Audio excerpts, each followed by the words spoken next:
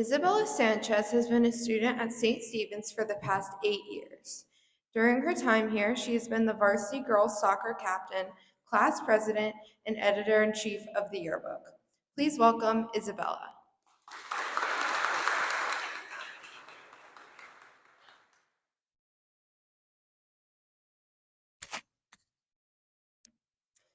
There's only so much an 18-year-old girl can teach a crowd of people. I'm only at the beginning of my life.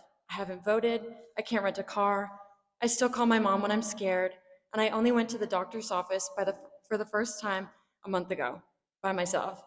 That said, while I'm teetering on the edge of childhood and leaving my parents' supervision, I can still confidently say that I've learned a lot about who I am and who I want to be moving forward because of the world I've experienced so far. In living through what was a disastrous seventh grade experience, I learned about a little something called anxiety. Being in middle school, we were introduced to new friends, a switch from boys being gross to cute, and the harsh comparison of ourselves to others. This breeding ground for anxiety changed the way my brain processed everything. I started to think about things very deeply and overanalyze situations that could be simple in reality. I began to have panic attacks that left me unable to breathe, making me scared to leave my house solely based on the idea of something causing that reaction. In eighth grade, during COVID, I experienced this debilitating sense of fear almost daily. So much so that I made my parents take me to the hospital in hopes to stop it. The doctors did ultrasounds and hooked me up to an echo machine and tracked my heart rates for a week. The results came back showing that there was nothing wrong with my heart, which is when we turned to evaluate my head. Learning specialists were able to tell us that I had high level panic anxiety while that was exhibiting symptoms of ADHD. Even after finding this out, not much changed. My parents wanted me to stay the fun, bubbly person I was, so they decided to let me figure it out naturally instead of with medicine. Unfortunately, this didn't work as well as they'd hoped. I was constantly overthinking, creating insecurities about myself and fears about the world that made me hide inside of a shell of who I wanted to be. During the time my anxiety was at its worst, I remember taking my first AP World History test. The second I started reading the words on the first page, my palms got sweaty and my head went blank as the panic took over my body. I sat and reread the same sentence of a paragraph until 45 minutes of class was up. Mr. Whelan gave me a few minutes after class to let me draw a pretty picture with the bubbles on the answer sheet. When he turned them back to us a few days later, he asked me to stay and discuss it with him after class. My heart sank to my butt and I couldn't breathe. I could feel the panic setting in once again, assuming quickly that the world was over and that Mr. Whelan was going to kick me out of St. Stephen's himself. After we sat and he told me that I had to get my act together if I wanted to be successful in AP level classes, I realized that it was time to create a solution rather than letting my problems get in the way of my success. With therapy and help from teachers, my perspective shifted. Anxiety wasn't going to go away, but I found out that there were ways to solve a problem that didn't include hiding from the world. Anxiety has made being a teenager so ridiculously hard, which I'm sure many of you can understand. Letting the fear of impending doom win me over, even when there's nothing to worry about, has created bigger problems than it was worth. It was hard to succeed in classes, maintain friendships, and even created a rift between my family and I when I was at my worst. However, having found solutions to these problems now, I can actually appreciate what they brought me. Even though I'm still navigating my issues with confidence, comparison, and focus, I can start to look back at the years I struggled and appreciate them for making me who I am. Now that I've learned how I best operate under the harsh conditions of being a teenager, I think I can further appreciate the success that has come to me. When I spent a majority of 10th grade stressing about AP Spanish, I didn't know yet how much it would make me appreciate our exchange trip to Spain. When I was crying over a group project in AP Lang and praying on Mr. Johnson's downfall, I had no idea how much sweeter that would make our trip to Pioneer Plunge. When I had to figure out how to recover after injuries, it made winning a third district championship with the soccer team that much more meaningful. There may have been roadblocks in the way of my immediate joy, but without having something in the way to learn from, what was the point of the endeavor in the first place?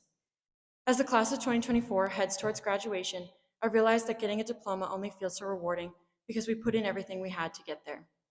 I know that you've all been confronted with feelings of discomfort or rejection at this point, but the important thing to remember is that you can't truly appreciate the blessings that come to you without having experienced and endured the ugliness that the world pushes so hard to show you first. The change in perspective required to keep persevering is that life becoming challenging isn't an excuse to stop. It's motivation to push harder. Instead of thinking that our lives would be so much easier if all our problems were to disappear, remember that being where we are only means so much because of what we sacrificed and fought through to achieve it. Going through life is going to guarantee setbacks and missteps, but that's not a sign to stop. That's the signal that we're all doing something right. There are special people in this world I'd like to thank for helping me make my challenges an opportunity to learn rather than an excuse to give up. Thank you to Mr. Hoonhout for keeping the energy very swag and being a great advisor. Thank you to Ms. Cotton for being patient and supporting me when everything seemed to be falling apart.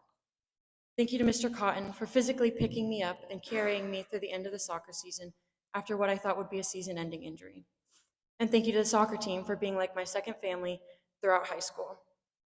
Thank you to Mr. Johnson for developing my love to write even further.